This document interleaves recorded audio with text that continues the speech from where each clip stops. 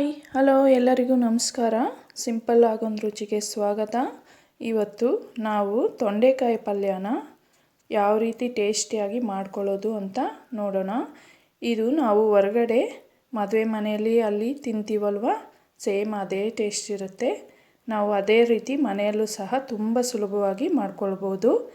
ಈಗ ಇದನ್ನು ಮಾಡ್ಕೊಳ್ಳೋದಕ್ಕೆ ಏನೇನು ಬೇಕು ಅಂತ ಒಂದು ಸಲ ನೋಡ್ಕೊಂಡು ಬರೋಣ. ನೋಡಿ, ಇಲ್ಲಿ ನಾನು ತೊಂಡೆಕಾಯಿನ ತಗೊಂಡು ಚೆನ್ನಾಗಿ ತೊಳೆದು ನೀಟಾಗಿ ನೋಡಿ ಈ ಥರ ಸಣ್ಣ ಸಣ್ಣ ಪೀಸಾಗಿ ಉದ್ದುದ್ದಕ್ಕೆ ಕಟ್ ಮಾಡಿಕೊಂಡು ಇಟ್ಕೊಂಡಿದ್ದೀನಿ. ನೀವು ಸಹ ಇದೇ ರೀತಿ ಕಟ್ ಮಾಡಿ ಇಟ್ಕೊಳ್ಳಿ.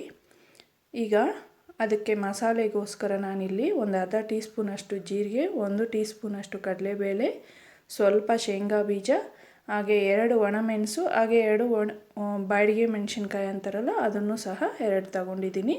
ಹಾಗೆ ಸ್ವಲ್ಪ ಕೊತ್ತಂಬರಿ ಬೀಜ. ಈಗ ಇಲ್ಲಿ ಒಂದು ಮೀಡಿಯಮ್ ಸೈಜ್ ಈರುಳ್ಳಿನ ನಾನು ಈ ಥರ ಹೆಚ್ಚಿ ಇಟ್ಕೊಂಡಿದ್ದೀನಿ. ಸ್ವಲ್ಪ ಕರಿಬೇವು, ಹಾಗೆ ಕೊಬ್ಬರಿ ಸ್ವಲ್ಪ ನಾನು ಮಿಕ್ಸಿಯಲ್ಲಿ ತುರಿದು ಇಟ್ಕೊಂಡಿದ್ದೀನಿ. ಸ್ವಲ್ಪ ಕೊತ್ತಂಬರಿ ಸೊಪ್ಪು. ಈಗ ಹೇಗೆ ಮಾಡೋದು ಅಂತ ನೋಡ್ಕೊಳ್ಳೋಣ. ಈಗ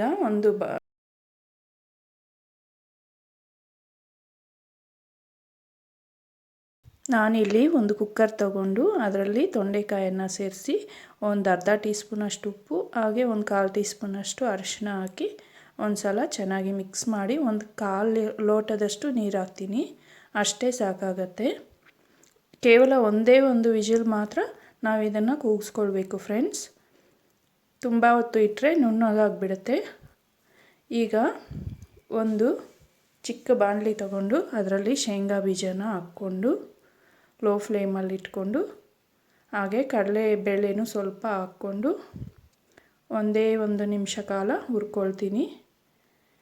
ಈಗ ಮಿಕ್ಕಿರೋ ಕೊತ್ತಂಬರಿ ಬೀಜ ಎಲ್ಲನೂ ಜೀರಿಗೆ ಎಲ್ಲವನ್ನೂ ಸಹ, ಮೆಣಸಿನ್ಕಾಯಿ ಎಲ್ಲವನ್ನೂ ಸಹ ಸೇರಿಸ್ಕೊಂಡು ಈಗ 1-2 ನಿಮಿಷ ಡ್ರೈ ರೋಸ್ಟ್ ಮಾಡೋಣ. ಲೋ ಫ್ಲೇಮಲ್ಲಿ ಇಟ್ಕೊಂಡು ಕೆಂಪಿಗೆ ಹುರ್ಕೊಳ್ಳೋಣ. ಸ್ವಲ್ಪ ಕರಿಬೇವನ್ನು ಸಹ ಸೇರಿಸ್ಕೊಂಡಿದ್ದೀನಿ. ಈಗ ಇದಾಗಿದೆ.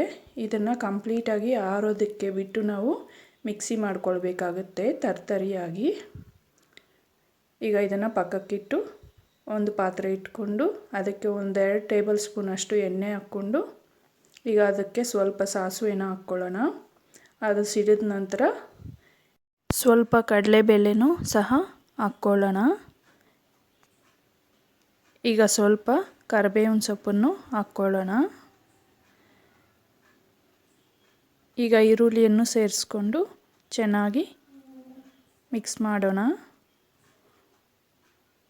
1 ನಿಮಿಷ ಕಾಲ ಫ್ರೈ ಮಾಡಬೇಕಾಗತ್ತೆ.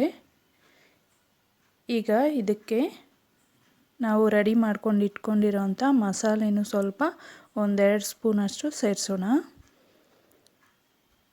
ಫ್ರೆಂಡ್ಸ್, ನಮಗೆ ಈ ಮಸಾಲೆ ಮಿಕ್ಕಿದ್ರೆ ನಾವು ಬೇರೆದಕ್ಕೆ ಯೂಸ್ ಮಾಡ್ಕೋಬೋದು. ಬೇರೆ ಏನಾದರೂ ಪಲ್ಯ ಮಾಡಿದಾಗ ಯೂಸ್ ಮಾಡ್ಕೋಬಹುದು. ತುಂಬ ಚೆನ್ನಾಗಿರುತ್ತೆ. ಸೊ ಈಗ ಕೊಬ್ಬರಿನೂ ಸಹ ಹಾಕ್ಕೊಂಡು 1-2 ನಿಮಿಷ ಲೋ ಫ್ಲೇಮಲ್ಲಿ ಇಟ್ಕೊಂಡು ಚೆನ್ನಾಗಿ ಫ್ರೈ ಮಾಡ್ಕೊಳ್ಳೋಣ. ಈಗ ಇದಕ್ಕೆ ತೊಂಡೆಕಾಯನ್ನು ಸೇರಿಸ್ಕೊಳ್ಳೋಣ. ನೋಡಿ, ನನಗೆ ನೀರು ಕರೆಕ್ಟಾಗಿ ಬೆಂದಿದೆ. ನೀರು ಎಕ್ಸ್ಟ್ರಾ ನೀರೇನೂ ಬಂದಿಲ್ಲ. ನೀವು ಬಂತು ಅಂದರೆ ಅದನ್ನು ರಿಮೂವ್ ಮಾಡಿ ಹಾಕ್ಕೊಳ್ಳಿ. ಒಂದು ಸಲ ಹೀಗೆ ಚೆನ್ನಾಗಿ ಮಿಕ್ಸ್ ಮಾಡ್ಕೊಳ್ಳೋಣ. ಕೊತ್ತಂಬರಿ ಸೊಪ್ಪನ್ನು ಸ್ವಲ್ಪ ಹಾಕ್ಕೊಳ್ಳೋಣ. ಈಗ ಇದಾಗಿದೆ. ಒಂದು ಸಲ ಚೆನ್ನಾಗಿ ಮಿಕ್ಸ್ ಮಾಡಿಕೊಂಡು ಇದನ್ನು ಈಗ ಸರ್ವ್ ಮಾಡ್ಕೊಳ್ಳೋಣ. ಫ್ರೆಂಡ್ಸ್, ಇದನ್ನು ನಾವು ಚಪಾತಿಯೊಂದಿಗೆ, ಮುದ್ದೆಯೊಂದಿಗೆ, ಅನ್ನದೊಂದಿಗೆ ಯಾವುದ್ರೊಂದು ತಿಂದರೂ ತುಂಬ ಅಂದರೆ ತುಂಬ ಟೇಸ್ಟಿಯಾಗಿರುತ್ತೆ. ತುಂಬ ಚೆನ್ನಾಗಿರುತ್ತೆ. ಇದನ್ನು ಮಾಡ್ಕೊಳ್ಳೋದು ಸಹ ತುಂಬ ಈಸಿ. ಸೊ ಫ್ರೆಂಡ್ಸ್, ವಿಡಿಯೋ ನಿಮಗೆ ಇಷ್ಟ ಆದರೆ ಪ್ಲೀಸ್ ಲೈಕ್ ಮಾಡಿ, ಶೇರ್ ಮಾಡಿ, ಸಬ್ಸ್ಕ್ರೈಬ್ ಮಾಡಿ. Thank you for watching.